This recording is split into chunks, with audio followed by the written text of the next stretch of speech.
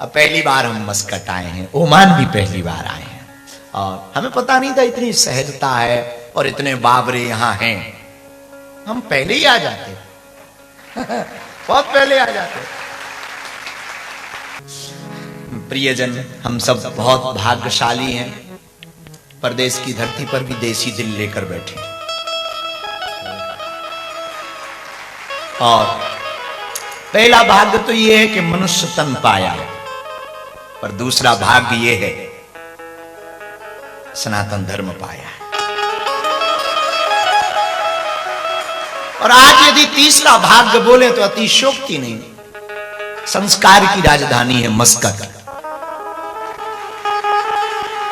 जहां सबका समन्वय है, धार्मिक स्वतंत्रता है, सबका समन्वय है। यहाँ के पूर्व के जो सुल्तान थे उनके बारे में हमने बहुत सुना, हम उनको भी बहुत साधुवाद दे रहे हैं, जिन्होंने हमारी भारतीय परंपरा को, सनातनीय परंपरा को तहे दिल से स्वागत किया। और वर्तमान के सुल्तान, उनको भी खूब साधुवाद। हम कल राम मंदिर गए, बहुत अच्छा लगा। ठाकुर जी के मंदिर, राधा कृष्ण मंदिर, बहुत प्यारा लगा, अद्भुत आनंद आया। वहां भगवती के दर्शन किए जो बहुत प्राचीन है, उनके दर्शन करके तो आत्मा एकदम गदगद हो गई। लगा कि देखो, भले ही ऐसा लगा नहीं कि हम विदेश में हैं, ऐसा लगा कि भले ही विदेश में हैं, पर आनंद इतना अद्भुत, इतनी ऊर्जा। ठाकुर जी कल झूला का आनंद ले रहे थे। हमने कहा झूलो भाई, झूलो। अपनी उनसे थोड़ा कम बनती है, एक के ही चक्कर में तो ऐसे हो गए। अब दूसरा झंझट पाल लेंगे, पता नहीं क्या होगा। और दोनों ही टेढ़ी टांग वाले, दोनों ही अपने वाले भी टेढ़ी टांग वाले, वो भी पैर पर पैर रखते हैं। हम जब यहां अभी लंदन में थे तब एक गीत बहुत गाया, हे मुरलीधर छलिया मोहन, हम भी तुमको दिल दे बैठे, गम पहले से ही कम तो न थे, पर एक और मुसीबत ले बैठे। तो बड़ा आनंद है। तो कल हमने ठाकुर जी के दर्शन किए, कल झूला का आनंद ले रहे थे ठाकुर जी, बड़े प्यारे। पुजारी जी ने हमको बीड़ा पान पकाया, बहुत आनंद आया। और जो उन्माद के साथ, उत्सुकता के साथ अपनी परंपरा को जीवंत रखने के लिए एक गोताखोर समुद्र में जाता है, सिर्फ इसलिए जाता कि वो मोती चुनकर लाए।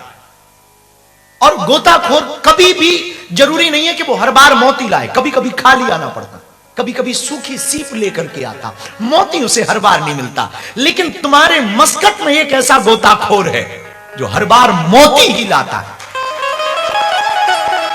वो जब भी जाता है मोती चुन करके लाता है, कभी भाई श्री के रूप में, तो कभी मुरारी बापू के रूप में, तो कभी अन्य संतों के रूप में। वो जाएगा मोती लेकर के आएगा। एक ऐसा गोताखोर है यहां,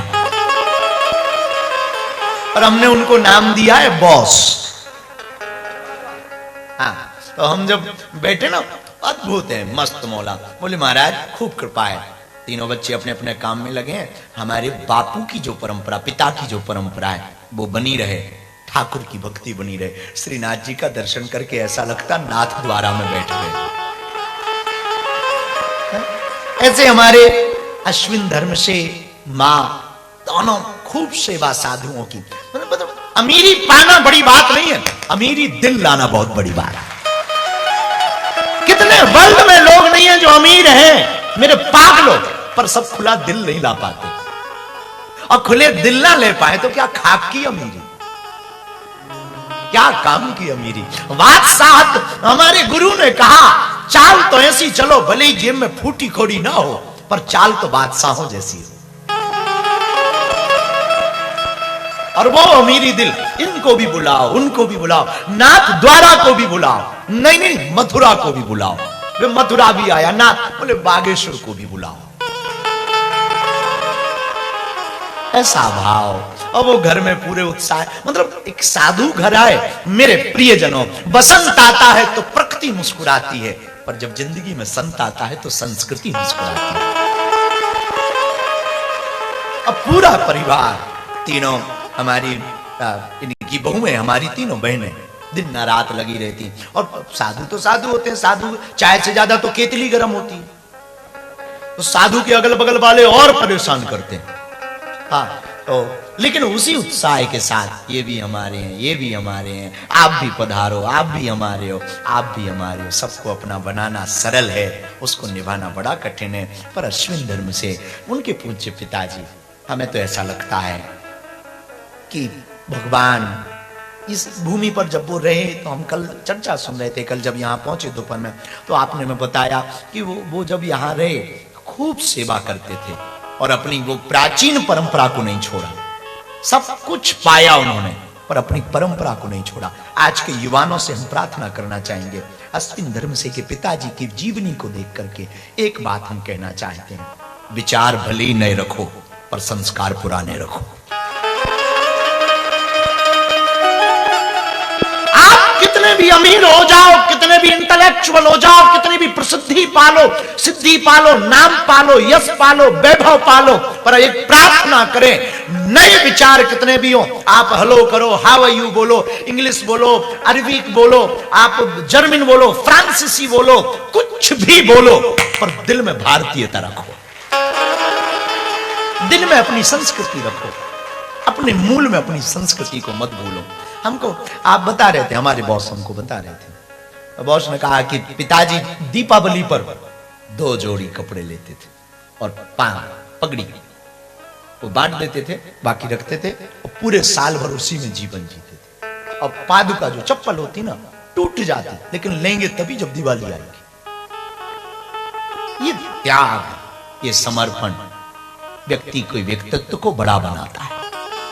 और हमें लगता है हम तो बहुत उल्टे आदमी हैं, पर बहुत साधुओं का इनके घर आना कहीं ना कहीं कारण उनके संकल्प का है। रामायण में कहा 12 पुत्र पिता के धर्म, पुत्र तो पिता के धर्म से बढ़ता है। पुत्रों को ठीक उतना भला नहीं लगता पिता के काम, कई बार ये बेफिजूली लगते हैं। आज के युवानों को ये सब काम बड़ी बेफिजूली लगते हैं, पर अब उनको कौन समझाए यार, ये काम बेफिजूली नहीं है। हमने कल माँ एक प्रश्न कर रही थी, तब हमने एक बात कही थी माँ को, हम साधनों से, संसार की व्यवस्थाओं से तन की सफाई करते हैं, पर सत्संग से मन की सफाई करते हैं। और किसी का शरीर बहुत बेहतर हो पर हार्ट खराब हो जाए तो किसी काम का नहीं। वैसे ही सब कुछ बढ़िया हो पर मन खराब हो जाए तो किसी काम का नहीं। तो कल से मस्कट का पानी पी रहे हैं, और आपने कहा राधा कृष्ण मंदिर वाले आपने कि मस्कट का पानी ऐसा है जो पीता है बार बार आता है। तो हमने आपको उस वक्त तो कुछ नहीं बोला, चुप हो गए। आज भी इन्होंने यही बोला। जब हम अंदर आए तो बापू हमको बाहर ही मिले, तो बोले गुरुजी मस्कट का पानी ऐसा है जो पीता है वो बार बार आता है। अब लेकिन उत्तर हम देना चाहेंगे, हम चेक करेंगे।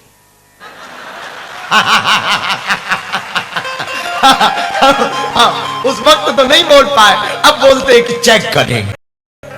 तो बहुत आनंद के साथ कल से हम बहुत प्रसन्नचित्त हैं। खूब शांति है, जहां ठहरे बहुत शांति है। और नाथ द्वारा है उमारा घटमा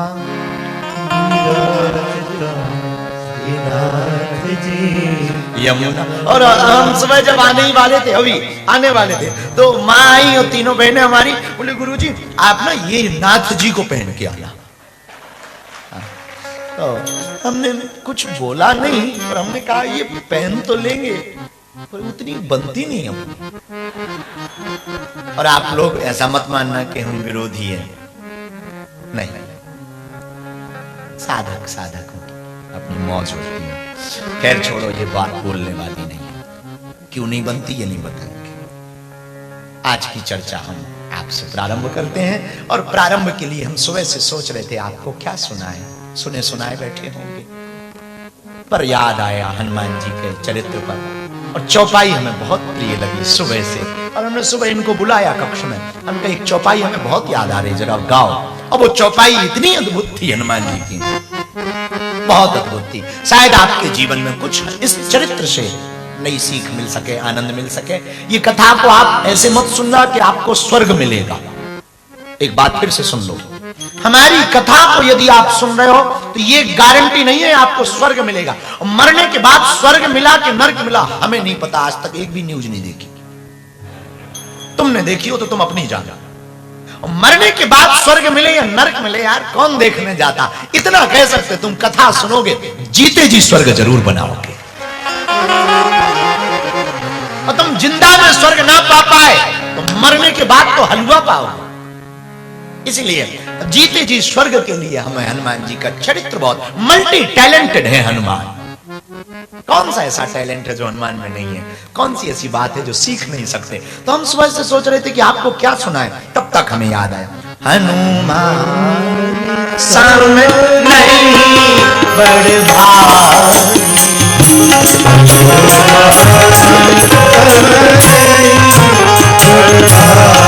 हनुमान जी के जैसा कोई बड़भागी नहीं है।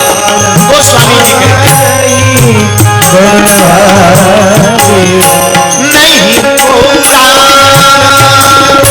चरण अनुरागी, नहीं होगा चरण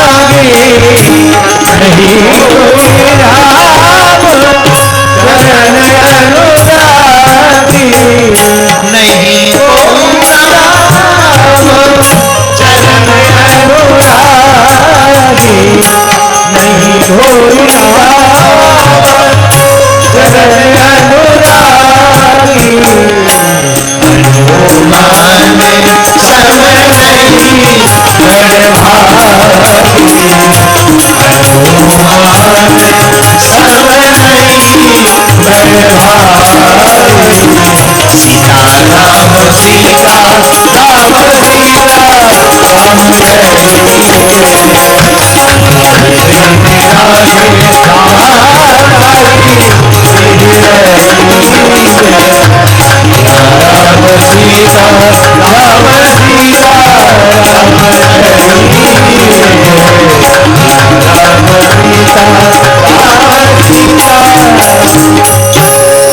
हनुमान जी के जैसा बड़भागी को। आहा मेरे प्रिय जनों, राम जी के चरण हनुमान जी को जैसे प्राप्त हुए भला किसी को नहीं हुए।